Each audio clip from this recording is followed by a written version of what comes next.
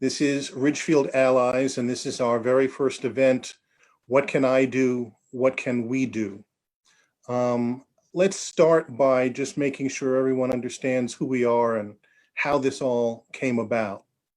Within the past 2 weeks, a number of concerned Ridgefielders have been reacting and responding to the murder of George Floyd and the protests around the country and around the world by asking a simple, heartfelt question. What can I do? What can we do? And so a rapidly growing group of fellow Ridgefielders have come together to form a new organization called Ridgefield Allies. Initially, our intent was simply to create the infrastructure necessary to facilitate the production of a virtual rally to protest the murder of George Floyd, this event that we're doing right now. But in coming together, Ridgefield Allies acknowledges that there's so much more work to be done that we have an obligation to be part of that work. So our organization will have an ongoing agenda focused on responding to the questions, what can I do? What can we do? This includes the creation of a database of practical resources and information for anyone seeking to be a more effective ally, as well as planning for future community events, activities, and programs. We've created a Ridgefield Allies website, a Facebook page, a YouTube channel, and an email list, each of which will serve as a repository and contact list for resources and information to support our central mission. We've set for ourselves 3 basic objectives for this rally today: to express solidarity with communities of color regarding the issues of systemic racism and police treatment of people of color, to recognize and embrace our responsibilities as individually and collectively, as humans, as citizens, and as people of privilege, and to identify resources and methods that we individually and collectively can employ to do more to have a positive impact on these issues. Now, a few people have emailed us to ask, what are the credentials of our speakers that qualifies them to speak at this rally? The answer, quite simply, is not about anyone's credentials. This isn't about who's best qualified to talk about this subject. That's an argument that cannot be won. The purpose of this group and the reason that it exists is for Ridgefielders to figure out how to become better allies. That requires 2 things: motivating people to do the right thing and helping them to find the tools to be more effective. And so, as a follow-up to that thought, this rally and this new organization is not about go ask your Black friend how to become more woke. If you are looking to be an ally, if you are looking to be a better ally, this is your journey. You must do the work. No one can do that for you. We are here to have that conversation with you and to share tools and resources. Now, it's my pleasure and privilege to introduce our speakers for today, beginning with Dr. Susie De Silva, the Superintendent of Ridgefield Schools. Dr. De Silva recently came to Ridgefield as its new Superintendent of Schools. Prior to the Ridgefield school system, Dr. De Silva was Assistant Superintendent for the schools in Darien. Her background includes elementary principalship in Westport and Waterbury, classroom teaching at the elementary and middle school levels, and an adjunct professorship at St. Joseph's College. Dr. De Silva is driven by a sense of persistence toward excellence and unyielding expectations for herself. As principal, she created an environment that was incredibly student-centered, focusing not only on academics, but on effective behaviors that focused on respect for all. My pleasure now to introduce Dr. De Silva. Greetings. Here we are again with another video message. I hope this message finds you all well and healthy. I'd like to talk to you a bit about the role of schools in the overarching work of a community on addressing issues of equity and racism. Today, there are heightened discussions, but yet the conditions or attitudes are not from today or from yesterday. While we've experienced positive change over time, we know it's not enough. I wrote this week about the duty and responsibility of educators in schools to teach our students the tenets of advocacy and activism, with the goal of it always being peaceful and productive. Our schools can do a lot, have done a lot, and can always do more. That said, we know that our schools cannot do it alone. It is the responsibility of the schools, the homes, the community, and the responsibility does not end. Education is the foundation of being better. It's at our core. Not only the education that comes from schools, books, videos, the internet, but the education that comes from all of us. It comes from the sharing of perspectives, the sharing of our own lens, the diversity of ideas, and the willingness to speak and ask questions without being judged or criticized. The easier work for our schools is to write the curriculum. We have the ability to write curriculum and create plans to implement beautiful lessons in each of our classrooms, delivered by our talented teachers. Beginning in the earliest years, we teach, we model, we guide. We can teach empathy, kindness, differences, discrimination, topics such as race, racism, culture and diversity, human rights, social justice, and much, much more. We can and will continue to offer programs and resources to our children. We do this appropriately and developmentally. The challenge for us is to find the ways for our curriculum to come to life, so much so that it represents the student voice and is part of the air that we breathe. I wrote this week how hard it was to try to find the right words for my parent letter, realizing perhaps that was one of the problems. I needed to take a moment to look deep into myself because perhaps the quest to find the right words is the reason that the words or conversations aren't had. Perhaps the fear of being wrong is what prevents us from speaking and being courageous about what's right. I challenge all of us to speak. I challenge all of us to teach. Why? Because we know that by partnering, the work sticks beyond the classroom walls. We are all human. One of us is not better than the other. Our diversity is what makes us the best. Thank you. We're going to move to our next speaker, which is Jennifer DiGiulio. Jennifer is a social studies teacher at Ridgefield High School and has been a teacher in the Ridgefield school system for 14 years. Loved by her students, respected by her peers. Jennifer was chosen Teacher of the Year in 2019. Jennifer DiGiulio's proudest moment as a teacher came watching her students organize a memorial walkout for the victims of a school shooting that occurred on February 14th, 2018 at Marjorie Stoneham Douglas High School in Parkland, Florida. My pleasure now to introduce Jennifer DiGiulio. I'm here today to talk with you all, not as a representative of RPS, but as a student of history, and I'm honored to do so. I will be honest, my content knowledge was not always what it is today. Taking a handful of time period specific courses in college did not prepare me to understand how one time in American history links to another. It was like a greatest hits album. I was missing all the deep cuts. And I know that is exactly what it's like for a majority of Americans. So connecting what is happening now with the past can be a struggle. When people say, but the Civil War ended over 150 years ago, I know they lack the historical knowledge to fully understand today's problems.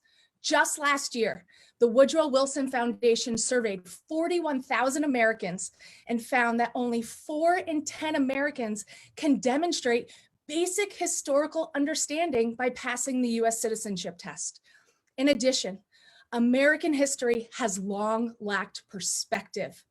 The old adage, history is written by the victor, helps us understand the many missing voices, especially from early American history. And that's why my job today is to help with historical context, how we arrived to the Black experience of 2020. Specifically, I want to address the many momentous events in US history and how they adversely impacted Black Americans. In June of 1776, Thomas Jefferson sat in the Graff House, his home for the length of the Second Continental Congress, as he penned the Declaration of Independence. Jefferson wrote arguably the most important phrase in American history. We hold these truths to be self-evident, that all men are created equal, that they are endowed by their Creator with certain unalienable rights, that among these are life, liberty, and the pursuit of happiness. But the story doesn't end there. As Jefferson wrote these words, he was tended to by an enslaved body servant, Robert Hemings. He called for the colony's freedom as he was cared for by an enslaved person, one of over 200 he personally owned, a fact that he struggled with. Jefferson's original draft recognized the curse of slavery within the country, but it was removed from the final document. His words recognized the hypocrisy of our nation asking for freedom while also enslaving some 500,000 people. Our country was birthed with the understanding that freedom applies to some, but not to all. A decade later, our forefathers met in Philly once again, this time to write the Constitution. This framework of our governmental branches and powers is truly a document of compromise. Economies, environments, religions, populations, they were all varied. But the issue that divided was slavery. In order to write a unified law, many concessions were given to the slave states. The Connecticut Compromise established a two-house Congress, Senate and House of Reps, to satisfy small and large states. But how those populations were determined resulted in the Three-Fifths Compromise. This granted slave states to count 3 slaves towards their population for every 5 in their state. This way, the slave state had more representation in Congress. This increased the voice of the master, but not of the enslaved population. Recognizing its divisive nature, the Constitutional Convention also agreed to not discuss slavery again for 20 years. Our country's immorality was being swept under the rug. The entrenchment of slavery grew and the defense of it strengthened throughout the 1800s, ultimately leading to the Civil War. A war where half the country fought to secede in order to defend their institution of slavery, and the other half fought to keep the nation as one. As the war progressed, President Lincoln's views on slavery changed, resulting in the Emancipation Proclamation and ultimately the 13th Amendment to the Constitution, which ended slavery with one glaring exception. Slavery can remain in the United States as a punishment for crime. This clause allowed a new system of slavery to develop in the US, one where Black Americans were arrested for petty crimes like loitering or being jobless and sent them to prison where they ended up on chain gangs. The Southern economy was also replaced slavery with sharecroppers, the same system of another name. Black Americans were still tied to the land they farmed. Similarly, the political impact of the end of the Civil War led to the creation of Jim Crow legislation. These laws legalized segregation and muted Black voices at the polls. Literacy tests, poll taxes, grandfather clause, all prevented participation in elections. The disenfranchisement of Black Americans allowed for the strengthening of white rule in both legal and illegal ways, including the formation of the Ku Klux Klan. This group's mission was to maintain white supremacy by terrorizing Black Americans. Their fear tactics even led to the 3,446 known lynchings of Black Americans. Ultimately, the impact created two societies, one white and one Black. When people reflect on the momentous events of the 20th century, we look to the greatest generation, those who fought in the Great Depression, and in World War II. A time when all people, no matter gender, race, or creed, answered the call to serve. Even with the need of Black support, the nation was still discriminated. Under FDR's New Deal, many programs, like the National Recovery Administration, offered jobs to whites first, and then when jobs remained, offered them to Black Americans at a lower pay rate. In addition, FDR failed to support legislation which would improve the lives of Black Americans, including an anti-lynching bill and a bill to abolish the poll tax, because he feared the backlash from Southern whites.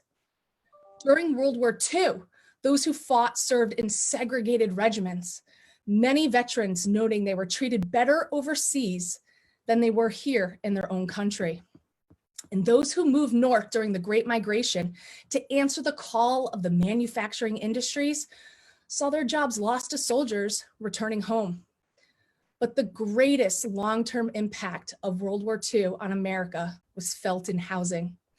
Cities experienced white flight, leading to the rise of suburbia. Many of those neighborhoods, like Levittown, had charters preventing Black Americans from moving in. In addition, practices like redlining and sundown towns established a de facto segregation throughout the North. Discrimination was now palpable throughout the entire United States. A glimmer of hope came in 1954 with the Supreme Court decision, Brown versus the Board of Ed, reversing separate but equal legislation of the Jim Crow South. This change led to a reactionary fear throughout the white South. Their power structure was challenged, and Emmett Till became the first victim of this shifting power dynamic. After a white store owner, Roy Bryant, learned Emmett spoke to his wife, he and his half-brother, J.W. Milam, stole Emmett from his uncle's home, beat him to death, tied his body to a cotton gin fan, and then threw him in the Tallahatchie River. And while it was horrific, this murder did not stop the birth of the civil rights movement. Soon after, 9 brave students in Little Rock started a tidal wave of integration that desegregated primary and secondary schools and then universities throughout the South. And while they were met by angry mobs and at times violence, the struggle continued to do what was right. The civil rights movement is also marked by the inspiring leadership of many, including Medgar Evers, Malcolm X, Martin Luther King Jr., and Fred Hampton. While they all didn't agree on tactics, they all fought for Black Americans to be treated equally under the law. And all 4 men were assassinated during their quest for equality.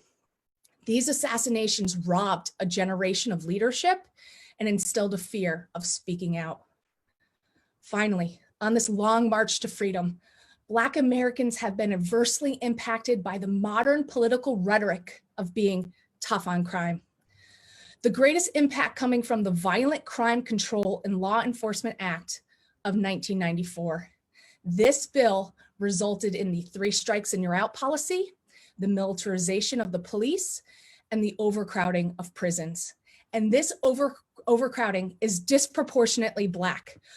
Black Americans are incarcerated at more than 5 times the rate of whites, even when examining the statistics of the same crime. For example, drug use, we can see that Black and white Americans use drugs at a similar rate, but the imprisonment rate for Black Americans for drug charges is almost 6 times that of white Americans. Once again, robbing a generation, this time of their family members. Even President Clinton, who signed this bill, has stated regret over its long-term impact. When I reflect on the idea of democracy and equality in the United States, I can be comforted in the fact that these ideas have grown to include more and more people. Right now, we are seeing democracy in action. People are actively exercising their First Amendment rights. Will this be the final momentous event in the struggle for equality in the United States? Will we finally have life, liberty, and the pursuit of happiness for all? Thank you. That was excellent remarks. Thank you. Our next speaker is Niro Feliciano. Niro is an anxiety specialist and cognitive psychotherapist. Niro completed her graduate work at Columbia University with a background in the psychology of racism and racial identity development. She is the co-founder of Integrative Counseling and Wellness Group in Wilton, where she's been in private practice for the past 15 years. Niro has been featured on NBC.com, Today.com, and Parents Magazine, and often appears on Fox 61 and Cheddar News TV. Niro also hosts the podcast All Things Life, which focuses on living healthy mentally, physically, emotionally, and spiritually. Niro is a wife and mom of 4 biracial children growing up here in Ridgefield. Thank you, Niro. Thank you, Mark. And I am very encouraged by this rally. I wish we could gather together in person. There's such an energy and love that we feel when we gather as a community. Many of us in Ridgefield have experienced it on the holiday stroll, on the Halloween walk. And I am hopeful that this is one of many gatherings where we can at some point be together in person and connected in that way. I have lived in Ridgefield for the last 11 years. I have practiced in this area for 15 years, and I am raising 4 half Sri Lankan American and half Puerto Rican children. Their ages are 6, 9, 11, and 13. And that was the hardest part of my talk, is to remember how old all of them are right now. And I have to say, I'm very grateful for this town. I am grateful to see how we've come together, how people truly want to act. I am grateful that we have initiatives dedicated to resilience and compassion. And what compassion is, according to Christopher Cook, who wrote The Compassionate Achiever, he came and spoke to us. He had one of the best definitions of compassion I've ever heard. He said, compassion is empathy plus action. And empathy is the ability to put yourself in someone else's shoes, to hear and to learn and to understand what they're going through. But it doesn't stop there. Then we must take action. And I believe as a town, it is time to take action. Just to give you a little background about myself, I grew up in Danbury. My family is still there. And then I went to a boarding school in Watertown, Connecticut. It was predominantly white. And essentially, aside from one day out of the year called Diversity Day, it was pretty much a colorblind experience. I realized that when I went to Mount Holyoke College, an all-women's college in Massachusetts, where I started to process that experience and how it affected me. Because although people may have been colorblind, I knew I was of color. I knew my experience was of color, and I experienced things differently. I then had the opportunity to complete my undergraduate and then graduate work at Columbia, where I had professors who actually marched with Martin Luther King, talk to me about their experiences, talk to me what it was like to be in the room with him. And I'm really encouraged, knowing the history, having spent time in this field, having lived my life as a person of color, to see the interest and the motivation that I'm seeing in Ridgefield and in our surrounding towns. It has given me a hope that's been different than any other time in my life from what I've seen, and that's encouraging. The one thing I do want to say, though, is that amidst all of this, amidst the motivation, amidst the conversations, there are many people who still believe that they should raise their kids colorblind. I have heard this in conversations, not directly to me, but as a therapist, I hear a lot of conversations. It's been said to other people who may have been safer to say this to than someone who looks like me, that people are still planning to raise their kids colorblind. They'd rather have them focus on kindness. People who believe that this situation is not about race. And let me just say, colorblindness does not celebrate difference. It is definitely motivated from a good place of kindness, but it does not celebrate difference, nor does it acknowledge the unique experience and struggle of people of color, all of which are integral to our identity. And if you're going to see us, you're going to see all of us, and all of that is included. So what I want to say for those people who think this is not about race, that racism does not exist in our idyllic town, I'm going to tell you that it does. I'm going to tell you that I have experienced it in different ways. When people come to my house, which is a big house, and they're looking for the owner, assuming that I am working there. I've experienced it when I go shopping in stores, and I know that when I am not dressed as I'm dressed now, I'm going to be looked at differently. I may not be greeted as the person before me and after me who came in. I've experienced it through my husband, who is a white-skinned Puerto Rican orthopedic surgeon with the name Feliciano, when people automatically assume he's Italian because of implicit bias. The connection between orthopedic surgeon and Puerto Rican is not as easy to make as it is with an Italian. And unfortunately, I have experienced it in different ways with my kids.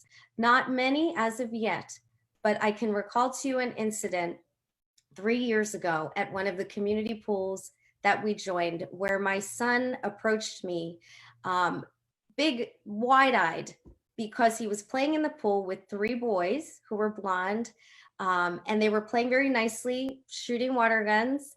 And all of a sudden, they looked at my son, who was very suntanned at that moment, my brown-skinned son in July, and said to him, "No, you can't play this game. This is for white kids."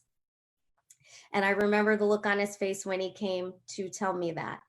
I am grateful for my older daughter's kids, friends who ran to his defense, chasing down those little boys and talking to them about why that was wrong.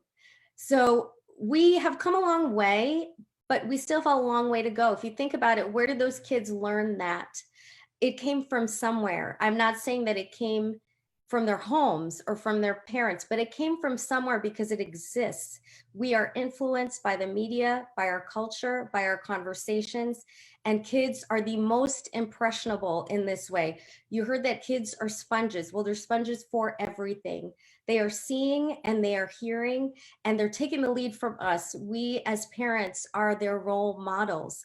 So we first, when we think about this conversation, how do I explain this to my kids? We have to start with us. We have to look internally. What are my thoughts? What are my biases? How much do I know? We really have to become informed and educated on our own, because you can't fight against something unless you know what it is you're fighting against. You're not going to know the breadth, the width, the history, and the power it has until you learn a little more about it. When I talk about this work, we often say, don't just talk about it, be about it.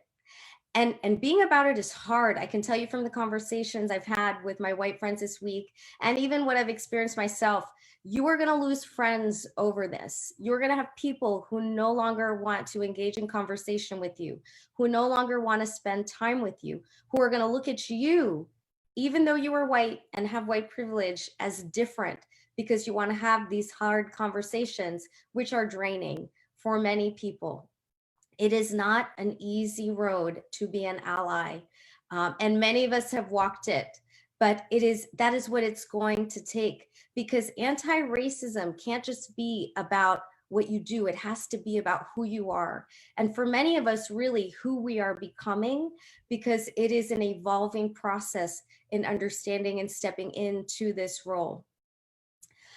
People have had many different conversations this week with their kids. I've been encouraged by that. I've been encouraged by friends who are taking their kids to the memorial at the Lounsbury House and having the hard conversations. My conversations with our kids have sounded a little bit different, especially the ones with my son, who is 11 and darker skinned. Even though he has a father who looks white, he looks more like me. And the conversations I've been having with him have been hard. I have seen in his big brown eyes, his eyes look just like mine, but he has far better eyelashes, just the innocence slightly leaving, sadness, fear, questioning, the thought, is this going to happen to me? And even, why does this happen? As I talk about why he has to dress a certain way when he's in town, why he can't wear hoodies. We've even talked about what happens when he's old enough to drive and how he's supposed to respond regardless of what he's done, because that's a narrative we have to instill in our children of color, especially our males, very young. I've talked about when his friends are running from the Prospector to 850, why he cannot run, because he never wants to make someone think that he's chasing them.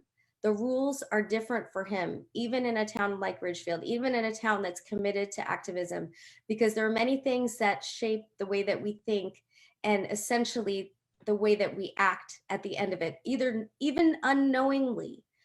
Racism unknowingly is still racism. It's still powerful. It still has the impact to shape our experiences, our community, and certainly affect people of color.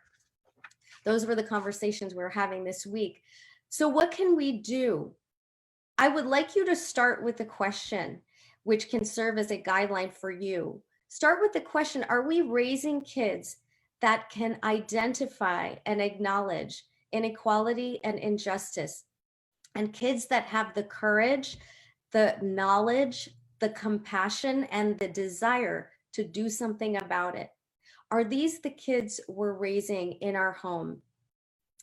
Our kids essentially hold the hope of our future, but they're dependent on us. They're dependent on what we say to them, what we expose them to, what we do for them. How many times in my lifetime has the thought come into my head as an adult, oh, my mother said that. My mother told me about that. Because those thoughts, those experiences become ingrained in our hippocampus, and they're triggered as we go through life by different experiences that remind us of those words of wisdom or whatever those words may have been, and the experiences we were in where we were taught by our parents. If we don't talk about it with our kids, we are going to leave them to draw their own conclusions.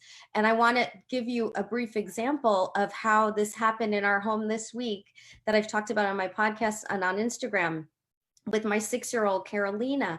She has developed a passion for doing things for the poor. And I was wondering where this came out of. We've done some work as a family that is geared toward people in poverty, but we don't talk about it all that much. So I asked her, what made you think about this? And she said to me, I watched the movie Little Women, and they were doing these nice things for poor children. And I thought that was really nice, and I want to do that. And I said, okay, great, Carolina, we can do that. Carolina, what do poor people look like? And she said to me, well, they're dirty and they wear ripped clothes and their faces are dirty. And I said, Carolina, poor people can look just like us. They're clean. They can wear nice clothes. And she said, well, that's because we give them nice things. Her images were shaped by that movie. And those were images that could have been carried with her well down the line, decades, if we hadn't had the conversation. Kids are perceptive. They're taking everything in. And just to give you a little snapshot into what kids learn at different ages, I'm going to read you the statistic from this website called Pretty Good Design, and it has great information on it for you as parents. At 3 months old, babies look at faces of their caregivers mainly, and they search for other faces that match the races of their caregivers. At 2, they are looking at race to reason about people's behaviors. 2 years old. At 30 months, most kids look at race to choose their playmates. And at 4 to 5 years, racial expressions of prejudice peak in children. At 5 years old, that's kindergarten, they show that Black and Latinx kids show no preference to kids who they search for playmates, while white kids predominantly look for other kids, kids that look like them. And by kindergarten, kids show many of the same racial attitudes as adults in their culture. And they've already learned to associate with groups that have a higher status than others. I've seen this clearly in my child's kindergarten class when I volunteered there. Now, the hope is that between 5 and 7, we can have explicit conversations with our kids. And when we do that, the research shows that their attitudes and perceptions about race can change dramatically in as little as a week. So the time is now to have these conversations, regardless of how old your kids are, but especially at this young age. As I said, it starts with you as a parent, you becoming informed, learning, reading books, listens to podcasts, talking with other allies, discussing the materials that are available for you to learn. And then to have conversations with other people of color, to make friends with people who don't look like you. I recognize that that can be a challenge in this town, but we have to seek out groups where we can do that. We have to build trust across these cultural lines, because trust needs to be built for us to move forward on both sides. It starts with going to the memorials, reading books, watching movies as a family. There are many great books with people of color and that highlight their accomplishments. We just watched the Disney movie, Ruby Bridges, which is a great movie to watch with your kids to spark these conversations. And I think a big piece of this too are to engage in those conversations with your neighbors. Start in your own circles, bring up the topics, work with your schools to highlight people of color and their accomplishments, with your libraries to bring speakers. I think you can get the picture where I'm saying start with you, move on to your family, then your circles, and then your neighborhood. And if you want to engage in the work externally, in the communities, it's really important that you engage in the work that people of color have started, in the work that they're doing, because oftentimes we can act out of our passion, out of outrage, out of disbelief, and those actions can actually cause more harm than help, which eventually people of color have to clean up when you can step out of it and resume your normal life without some of these challenges. So that's why the building of bridges, the communications are really important. When you get to know families of color, when you go out to dinner with them, when you invite them into your home, when your kids develop a relationship with kids of color, then they start to see them differently. And I'm sure that if those little boys in that pool had friends who look like Samuel, who they grew up with, they may never have said that because they would have humanized color. Even at that young age, we can humanize the experience of people of color for our kids. I just wanted to say that this has been a 400-year struggle. We are in midst of historical happenings right now, which have left me hopeful. I've never seen so many different diverse backgrounds come together to agree upon this and are looking for actions to move forward. This is a moment for our town to come together and engage in this conscientiously, compassionately, considerately, but proactively. We have an opportunity right now, but it's not going to happen in a couple weeks. We cannot slap a Band-Aid on this to feel good and then expect for this issue to go away. This is something that is a marathon, not a sprint, and we need everyone to make it to the finish line, especially our white allies, to champion this forward for us as well. Don't go too fast too soon. You will burn out. I have a little project I found as I was cleaning up. This is a hand, and my son made it in 2nd grade. He's about to go to middle school. I'm sure he picked the color that most resembled his hand, not dark brown, not light brown, somewhere in the middle. And what he wrote on it was, "I have a dream that everyone will choose kind." And I have to say, I do too. It's gonna make me a little emotional to talk about it. I hate getting emotional. Therapists do not like getting emotional in front of their people, but I do too. And I'm hopeful for that dream right now because the world knows it now. They know. It's one thing when you don't know, but when you know it, you can't turn away from it. And as adults, now that we know better, we need to do better. Our kids are counting on us, and we failed them in so many ways. We failed them in how we took care of the environment. We failed them in how we focused on achievement as a measure of worthiness and value as a culture. But this is one area that we can do right by them, and we need to do right by them. They are counting on us for this, and we have this opportunity to shape this generation so they will not experience in their lifetime what we are witnessing right now. So let's do this together, Ridgefield. Let's do it together. We can come together. We can work together. We can listen to each other and hear each other and act together. And we're doing it for ourselves, but we're doing it for our kids and the generations to come. We're doing it as a community of compassion. So thank you, Ridgefield. Thank you for listening. And I am here as well to be of support, to help educate. And I appreciate everyone's proactive involvement in this effort. Thank you. Thank you, Niro. That was tremendously helpful. In 2018, Will Haskell was elected to represent Connecticut's 26th State Senate District by defeating incumbent Tony Boucher, who had held the seat since before Will was born. Will's district encompasses Ridgefield, Reading, Wilton, and parts of Bethel, Weston, Westport, and New Canaan. Will is the youngest member of the Connecticut General Assembly, but wise beyond his years. Prior to serving in the state Senate, Will Haskell interned for the Democratic National Committee, analyzing state legislation and fighting for voting rights. He also assisted the Community Tax Aid Program in Washington, D.C., working with low-income residents as they filed their taxes. While at Georgetown, Senator Haskell helped launch the Free Speech Project, dedicated to monitoring and protecting freedom of expression. Here in Connecticut, Senator Haskell developed a passion for improving our criminal justice system after working with Connecticut's Office of the Public Defender, where he helped connect low-income defendants with social workers and attorneys. My pleasure to introduce, as part of our speakers today, Senator Will Haskell.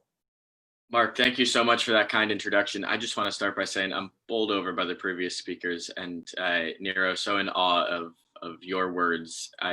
I'm so sorry for the experiences, those negative experiences that your family has had. I'm not sorry on behalf of the people who did them, but part of my learning about this process is I am personally sorry. I've learned that we all bear a responsibility or those of us who are white, to actively fight, not just to fight racism, but to learn to be anti-racist and to build a better, more inclusive, more compassionate community. So we have to do better. And I'm just so moved and inspired by your words. Mark and Alex and Jessica, thank you so much for just inviting me to be a part of this conversation. I'll start by saying the obvious. This isn't about my voice, and I'm here primarily to learn and to listen. I represent about 100,000 people in our community, but less than 2% of my constituents are Black. That is a huge problem. It is a issue that I have shied away from talking about, but I'm not going to do that anymore. We have to figure out how to build more inclusive, more diverse, more compassionate communities. I was a little bit hesitant to accept this invitation because I think the legislators of color, especially those who represent districts that are hit hardest by police violence, should lead the conversation, and they are. But suburbs like this one also have an important role to play. More than a role, we have a responsibility. At demonstrations across the district and in Westport and Wilton and Weston later this afternoon, I'm hearing just how much work lies ahead for all of us. And that's true, especially, I think, for those of us who are in positions of political power. As the previous speakers mentioned, racial subjugation, segregation, violence, they're still very much with us. And in forms both old and new, we as a country have never really reckoned with our original sins.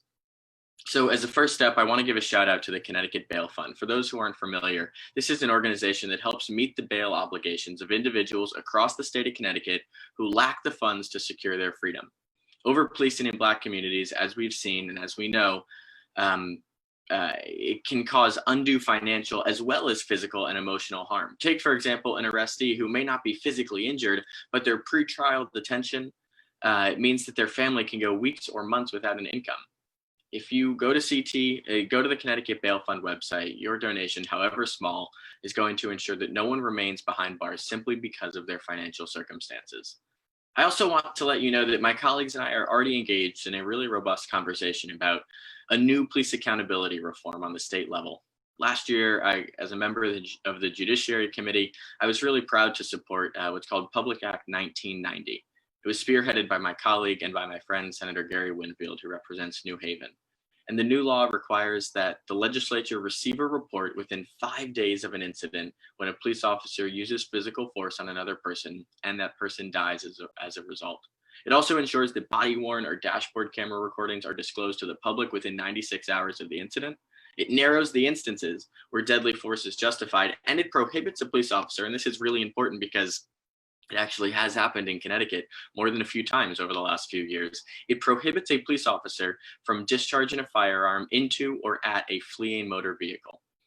All I can say is that I wish every state had somebody like Senator Gary Winfield, who is fighting to fix our two-tiered criminal justice system.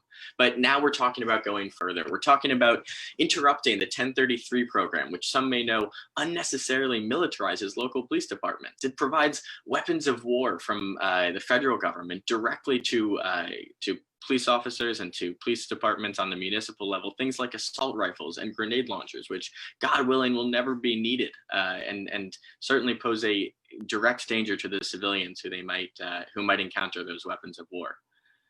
While we're talking a lot about police reform, we also need to recognize that there are a whole host of other criminal justice reforms. And I think that I was so grateful that Jennifer laid out the history of the 13th Amendment and how we can't possibly talk about civil rights without talking about mass incarceration. There are two bills that I was a co-sponsor of last year, but my commitment today is that I'm going to work harder to get those across the finish line because I didn't prioritize them enough. We didn't get the attention that was needed to pass them by the full Senate, but they're really, really important, and I want to talk about them very briefly. One is the clean slate reform that would automatically expunge criminal records for returning citizens after a certain period of time. So 3 years after a misdemeanor and 5 years after a nonviolent felony. The motivation behind this bill is that everyone deserves a second chance at housing and employment, and a criminal conviction, it shouldn't be a life sentence. And what's amazing about this bill is that when I go to synagogues in my community or churches in my community, there's an organization called Connect that has found a religious basis across scriptures from very, very different and diverse religions to say, you know what, everyone does deserve that second chance. Nobody should be condemned to a lifetime of discrimination. The second bill was got even less attention, and that concerned open file disclosure in criminal cases. Too many defendants are pressured to plead guilty when they don't know the evidence that the prosecution is holding. And as a result, too few defendants get their day in court. This bill would ensure the right that a fair trial is upheld. All critical evidence is disclosed prior to plea deals. Documents are disclosed well before the night before the trial. We've got our work to do, and personally, I'm very sorry, and I apologize that I didn't push harder for these bills, but if I'm lucky enough to return to Hartford, these are going to be my top priority. But advancing racial justice, we know, is so much more than criminal justice reform. The first time that, by the way, Niro, it's so cool to hear that you went to Mount Holyoke. My mother and my grandmother went to Mount Holyoke College, so we're a big Mount Holyoke family. The first time that I had a Black teacher was in college, and that's because only 7% of teachers in Connecticut identify as non-white. That's hugely problematic for everybody, but it's especially problematic for students of color because the studies show that having just one Black teacher in an elementary school increases the likelihood that Black students will graduate by 39%. Last year, there was a bill passed that I voted for, but I can't claim any credit for it. It was written by a Senator Doug McCrory, an African-American man who represents Hartford. It mandates that we create a mortgage assistance program for teachers who graduate from HBCUs, that's historically Black colleges and universities, and it mandates that Connecticut hire at least 250 new minority teachers and administrators. There's another bill that mandates that African American and Latino studies be integrated into the curriculum for students. We can't just teach Black history 1 month a year, and that's what I received as a student in the Westport Public Schools. You know, one constituent from Reading came up to me the other day and reminded me, it's more than just Harriet Tubman once a year, right? We need to teach kids about Black heroes who contributed to the arts and to science and to theater and culture and so much more. It needs to be integrated into the whole history of the American experience. So My other promise to you today is I'm going to be a pain in the butt for the local school boards and the superintendents and the teachers, making sure that these new laws are actually followed, because sitting in Hartford and pressing the green button and passing them into law and making speeches, it doesn't do any good unless we make sure that the laws are actually implemented and the change really does happen. Like I said, it's really not about my voice. I really do want to lift up the voices of people of color who have this direct experience. But in promising to do better, I just want to close by what I think is a really meaningful passage, always, but especially in these moments, from the Reverend Martin Luther King Jr.'s letter from a Birmingham jail. As folks may remember, Reverend King was arrested in Birmingham for unlawfully demonstrating, and many of his fellow protesters snuck him newspapers so that he could write in the margins. And then when he ran out of space, they snuck him in paper towels so that he could write this down. And finally, somebody got him a legal pad so he could write what is truly one of the most inspiring and hopefully transformative documents of the 20th century. He wrote, "First, I must confess that over the last few years, I've been gravely disappointed with the white moderate. I've almost reached the regrettable conclusion that the Negro's great stumbling block in his stride towards freedom is not the white citizens counselor or the Ku Klux Klanner, but it is the white moderate, who is more devoted to order than to justice, who prefers a negative peace, which is the absence of tension, to a positive peace, which is the presence of justice, who constantly says, I agree with the goal you seek, but I cannot agree with your methods of direct action, who paternalistically believes that he can set the timetable for another man's freedom, who lives by a mythical concept of time, and who constantly advises the Negro to wait for, quote, a more convenient season. Shallow understanding from people of goodwill is more frustrating than absolute misunderstanding from people of ill will. Lukewarm acceptance is much more bewildering than outright rejection."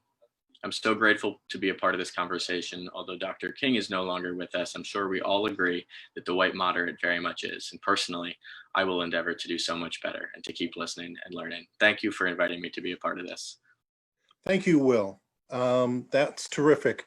And thank you very much specifically for citing the letter, Dr. King's letter from the Birmingham jail, as one of my personal favorite pieces of Dr. King's writing, and something that is not nearly read widely enough by most Americans. So thank you again for all of that, and thank you for being a part of today.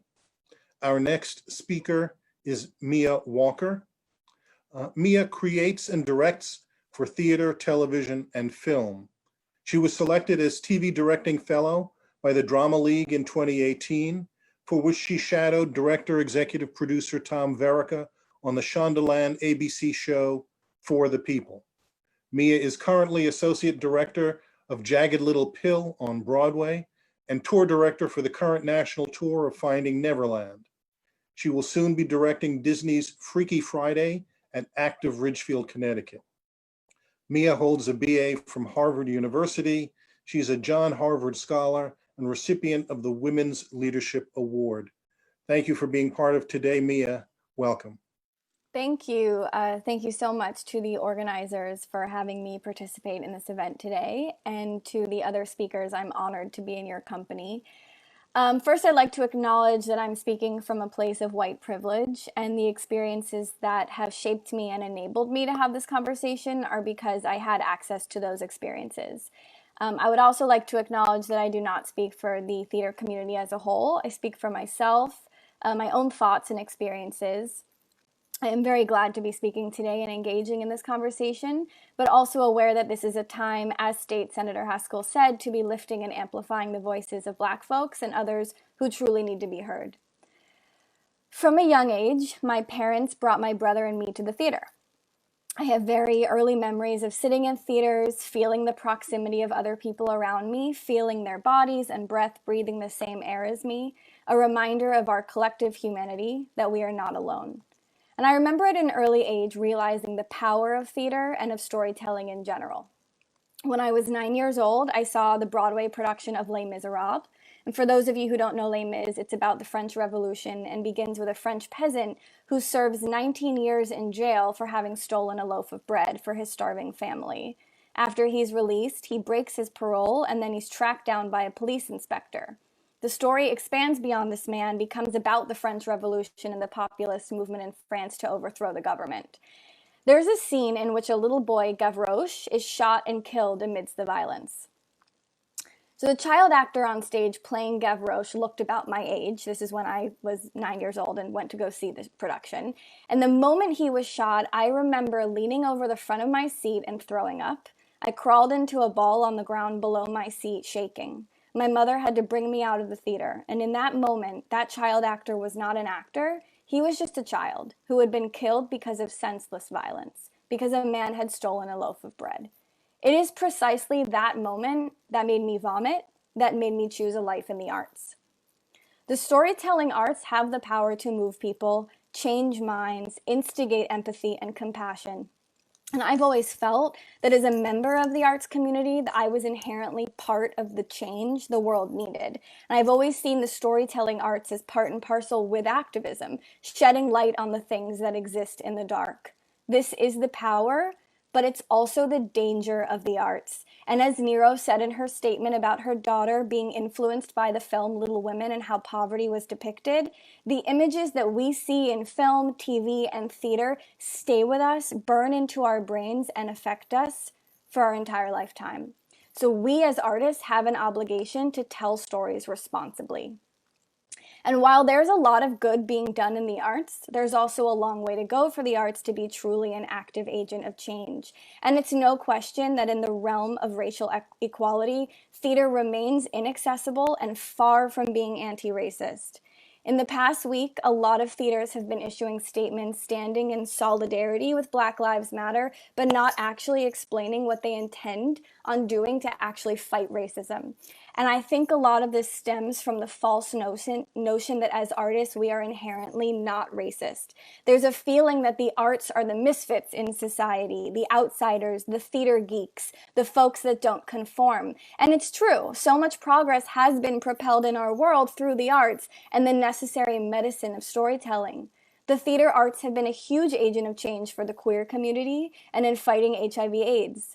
The reality, though, is that most of the theaters I've been attending all my life have been and continue to be filled with predominantly white privileged audiences.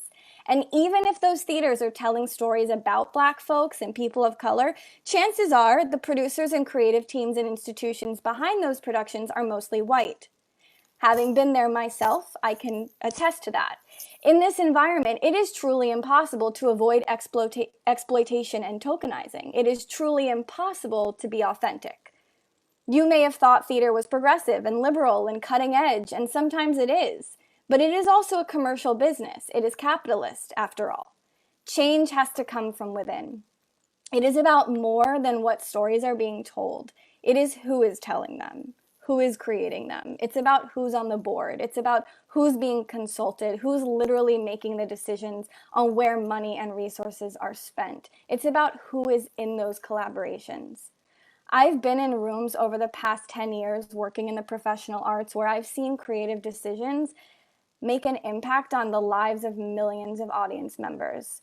Imagine if folks of all backgrounds truly were having a voice in making these decisions. Imagine how different the world would be right now. It's the same in film and TV. Entertainment content has the unique ability to reach millions of viewers and change minds and hearts. But we cannot achieve that until both people on stage and off, on screen and off, are truly representative of our world. And we cannot achieve that until creative institutions and artists like myself are practicing what we preach and dismantling white dominant culture. The topic of my statement today was about representation in the arts, but truly it isn't about representation anymore. It's about living the truth, not representing, but being. I do want to say in the past week, I've also seen so many artists in my industry really step up, speak truth, and take action. So in the spirit of actionable items and holding ourselves and institutions accountable, here are some things that I think the theater community and arts institutions in general can do. We can hire anti-racist consultants and advocates to advise and lay out specific plans on how to make their institutions truly anti-racist. I was very inspired by what Niro just said, that anti-racism is not about what you do, but who you are. That is profound, and the arts community should take this to heart. We can provide incubator programs and mentorships, residencies for BIPOC artists to develop their work and build experience in the industry where there has historically been a higher barrier to entry. We can look at hiring practices within our organizations to include more BIPOC on their staffs and creative teams. We can offer outreach and programs to students and young people who may have limited access to the arts. Education is crucial. We can commit to consistent ongoing learning and professional development opportunities for teaching artists, administrative staff that include topics such as anti-racism, intersectionality, sensitivity training. We can offer mental health resources to all employees and affiliates, like many other industries that are already doing that, as the creative process is intense and triggering and involves reliving trauma. Mental health resources are too inaccessible and should be destigmatized in the arts specifically. I feel very passionately about that. As patrons of the arts, anyone who's listening, if you consider yourself a patron of the arts, you have the agency to look into the demographics, policies, and actions of the arts institutions that you want to give money to, and only give to them if they are walking the walk. You can inquire, you can demand, you can be part of this change. And lastly, have the uncomfortable conversations, lean into them. I've been having them this week. They're hard. The discomfort is where we need to be right now to make progress. Thank you so much. Thank you very much, Mia. We appreciate having you joining our event today, and your remarks were terrific. Catholic deacon, author, radio and former television host, Vietnam era veteran, and veteran civil rights worker. Deacon Miller is currently director of the Office of Black Catholic Ministries, the chaplain of Hartford's Capital Community College, and adjunct faculty for the Holy Family Retreat Center in West Hartford and Our Lady of Calvary Retreat Center in Farmington. At public forums, houses of worship, schools, and universities across the country, Deacon Miller speaks to audiences from the perspective of an African American who grew up on the South Side of Chicago in the 1940s and 1950s.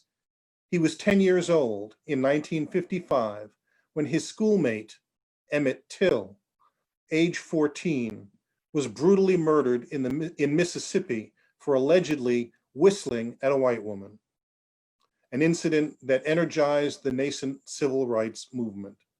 Deacon Miller was arrested and jailed during the summer of '63 as he sat in silent protest over the sustained use of racial bigotry to separate Black Americans from the imbued rights of all Americans. Echoing the thoughts of Dr. Martin Luther King, Deacon Miller believes that as part of the great human experience, no one can sit idly by, tolerant of the great injustices that happen anywhere in the world. We must all be allies. I'm privileged to welcome our next speaker, Deacon Arthur Miller. Well, I was trying to hope I could mute you for a moment there, Mark. How you doing, brother?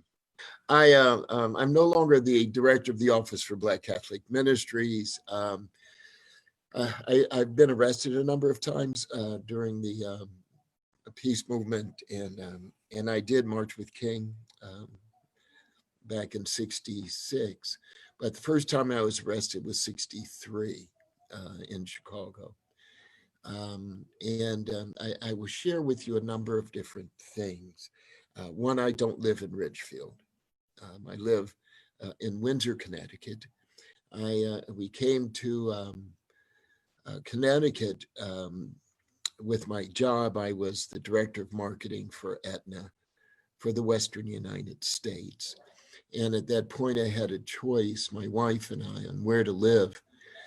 And we had lived in communities that were like Ridgefield, Simsbury and Avon and Wilton, and we chose not to.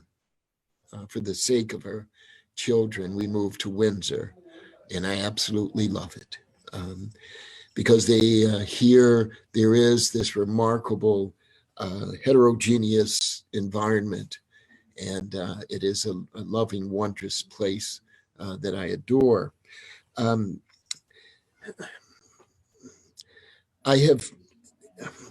A lot has happened as of late, as we all know.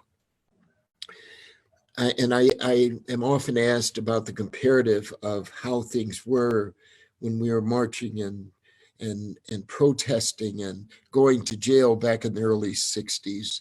I am blessed to have lived in a time that was so wondrous, so frightening, so spectacular, so joyous, so real and alive and dangerous and all of those things. You could smell in the very air the electricity of change. And at age 10 was when I was taught what it meant to be Black. Prior to that, being from Chicago, it's a very segregated city and remains as such. When I grew up, I was born in a Black hospital with Black physicians and Black nurses and Black everything. And my dad worked for a Black milk company. So, and we had a Black ice cream company, Black lawyers, Black attorneys, Black insurance companies. And so living in the community, I had no real understanding of what it meant to be Black. There wasn't much television. What you had was a little 8-inch TV and you couldn't see anything anyway. Other than voices coming out of the radio. And so I'd never understood until the time Emmett was murdered. And he sat next to one of my brothers. And I remember the morning that he was murdered, we were in our summer home in Michigan. And I heard my brother scream as the radio announced the killing of the little boy from Chicago. And at the time, I didn't understand that a little boy could be killed. Much, Mia, as you had just mentioned. There was this pall that laid over the community. It was ugly, it was threatening. A storm was coming, and you didn't know what that storm was going to bring, except that it was a dark time. And within the darkness came this moment of strength. And it was when a seamstress who had been trained refused to give up her seat, and on her lips were the words, "We can no longer do this anymore. You already killed Emmett Till." What people don't know is Rosa Parks and Emmett's mother became friends. My mom and my sister went to that funeral. We weren't allowed to go. But it was that time, this sudden change that came over our community about this can't happen without us doing something. And it was right after the Brown versus the Board of Education law was implemented. So it was this moment of convergence of forces. The end of World War II and the end of the Korean War, and there were people who were educated and wanted to do something. And then there was this murder, because he was not the first to be murdered, nor certainly has not been the last. And all of these came about, and there was a strength to it.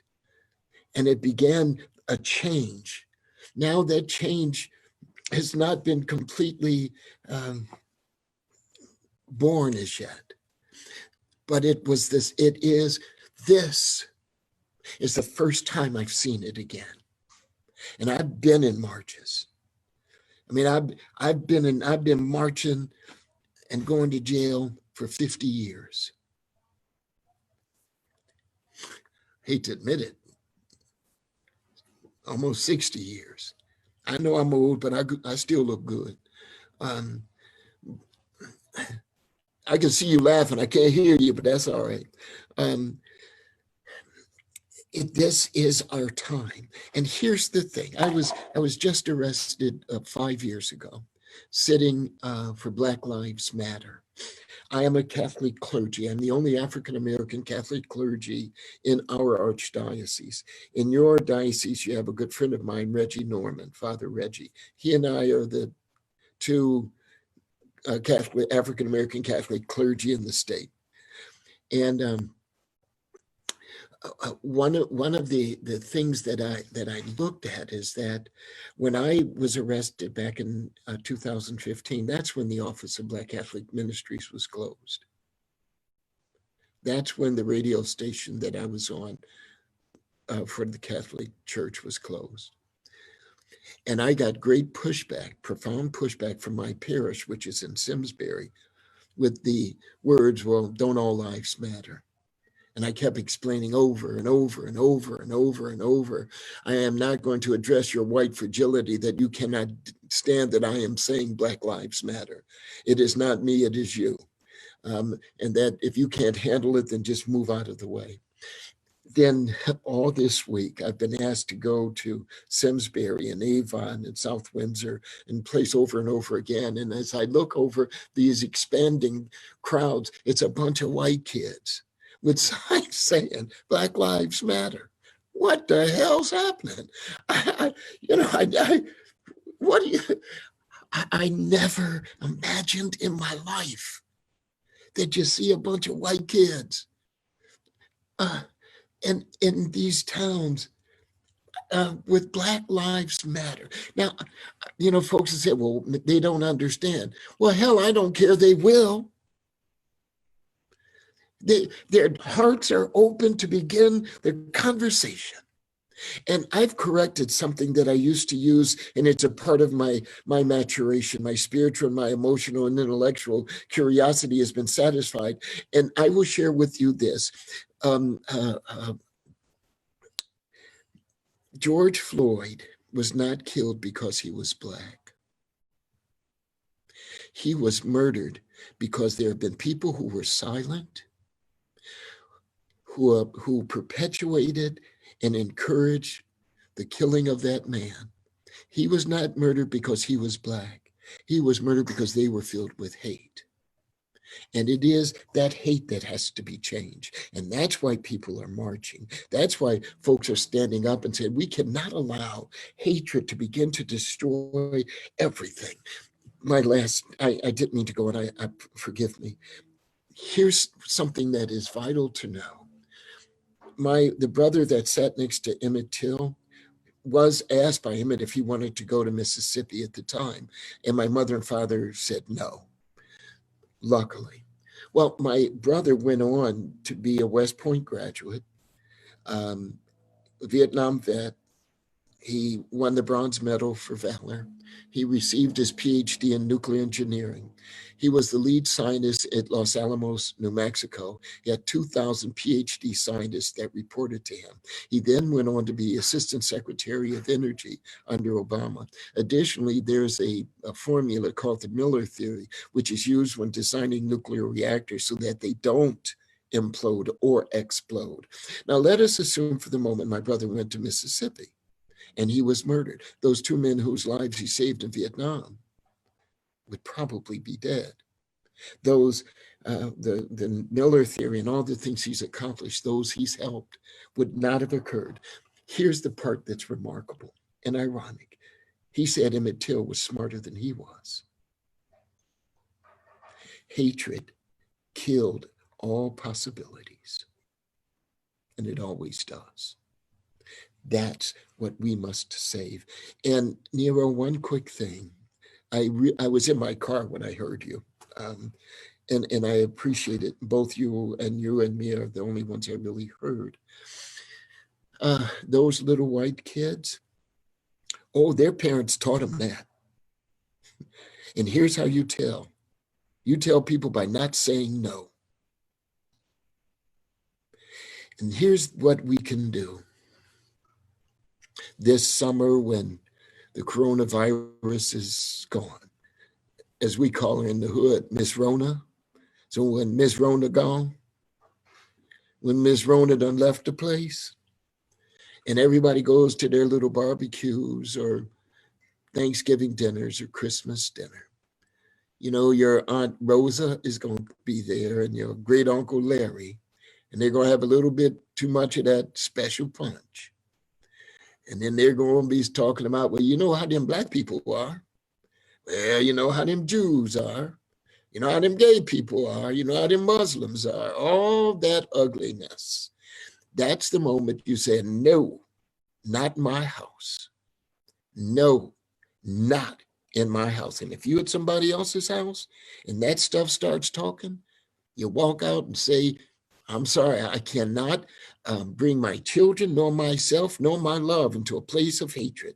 And when you go out the door, you shake the dust from your feet in testimony to them. You can do that every single time. Be an ally when I'm not there. Amen. Thank you. Thank you. Thank you very much, Arthur. We're all very deeply moved by your words and grateful to have you be part of today's event. I know you had to race to get here in time from another event that you were at and probably have another one in just a few minutes to go to, but thank you again. Our next and final speaker is my fellow organizer, Oluwadamisi Adetona. Demisi is a Ridgefield High School and Ridgefield A Better Chance alumna, class of 2016. After a semester at LaSalle, she moved to New York and is now pursuing a degree in hospitality and tourism. Demisi attributes her malleability in adulthood to her 4-year experience living in Ridgefield. Everyone and everything I was exposed to, she says, during my time at Ridgefield ABC has given me an invaluable understanding of self as I navigate this world as a young Black woman who's the product of rich Nigerian, Haitian, and Dominican ancestry. I understand that my experience is my own, so it's important for me to draw out the voices of others.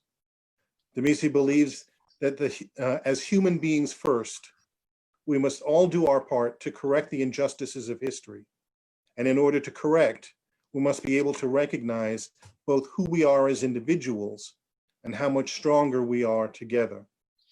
My hope in offering the perspectives and sentiments of my own awakening are to resonate with underrepresented people who look like me, empower and awaken a stronger consciousness in others. Demisi, the floor is yours. Amazing.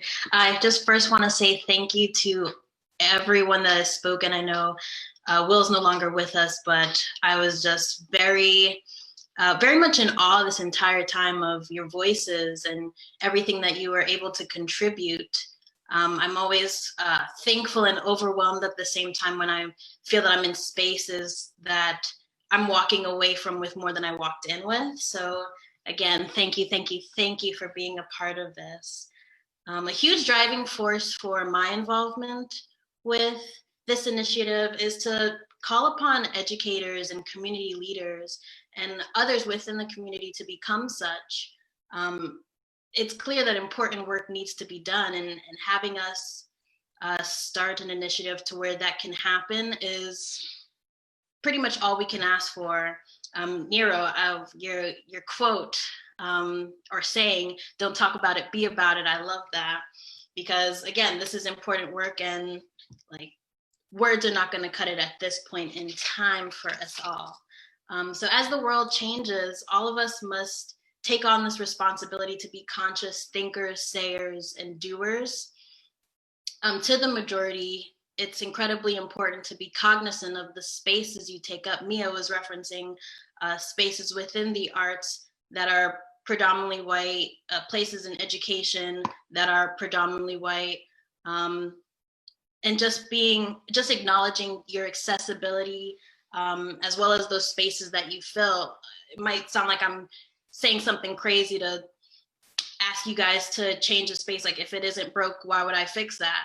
But recognizing equity and how it affects us in our day-to-day is incredibly important. Being able to internalize and look inward to see that we are all capable of making effective changes is where it starts, really. A huge part of knowledge and being knowledgeable is being able to teach. Fortunately, all of us have access to the interwebs and libraries and resources. Fortunately for us, Ridgefield Allies is creating a database for these resources. So importantly, I want to turn the attention to this sector of Ridgefield Allies. to where we can answer the question that I know we've all been asking: what can I do personally? What can we do? So I think it's important that it offers those individualized tasks as well as community tasks as well. So I invite you to follow the Ridgefield page or the Ridgefield Allies, What Can I Do, What Can We Do page, our website, ridgefieldallies.net, our YouTube for future streams and broadcastings, as well as being able to tune in to opportunities to form committees to exchange those resources further, create and offer up ideas for future events, as well as opportunities for outreach as well. So that's incredibly exciting to just have this starting point. And I think it's incredibly important as well. I want to call attention to the resources given from the fellow speakers. As you guys were talking, I kind of was able to pull a lot of like really important things that hit home for me from Mr. Julio, just being able to apply a historical context to the brokenness of the systems. You know, what are the origin stories that we don't learn in school? What are the systems that affect us today that are not recognized within our education system? Like how does the 13th Amendment apply right now and today? So thank you for that. Susie's challenging us to be able to speak up and out, especially when it comes to education, being present at forums and Board of Ed meetings. These are things that parents and even alumni can take part in to be able to offer up those experiences in order to effectively alter what needs to be done in order for an understanding to be reached, if that makes sense. Niro, I loved your words on compassion, which, you know, is empathy in action, the equally importantness of understanding colorblindness and implicit bias in all of this. Not being blind or not being tuned out to not recognizing what makes us individuals is incredibly important. And I think that is a huge disconnect, because so often we want to, as individuals, separate ourselves from the experience. You know, like it's not me, it's, you know, that's just the way it is. Or, you know, they weren't being racially charged or any of that. It was just, it's just the way it is. And being a parent and teaching your kids about how they think about things and how they offer those processes is incredibly important. Will, who's no longer with us, was bringing up resources about the Connecticut Bail Fund, which actually I didn't know too much about, but his involvement in what we can do for criminal justice reform, as well as demilitarizing the police, as well as his closing letter. Oh my goodness, I have read the letters from Birmingham from Dr. King, maybe like once in my life. And I remember that being incredibly powerful, but encouraging readings, encouraging contexts of history in our dialogue, in our everyday, in our future. I don't think it should just be one thing we learn and forget about as we move on. Mia, your referencing to trainings, consultations, outreach, and networking, those initiatives within the arts, I think that's incredibly important. And I want to be able to hone in on those specific initiatives and be able to share them as we go through the Ridgefield Allies continuum, because I think that's pretty important. It's not a sprint, it's a marathon. And then Arthur's last words, just seeing the youth as our future, knowing that their hearts are open to have the conversation, you know, to be able to save the possibilities as we begin to speak up and out.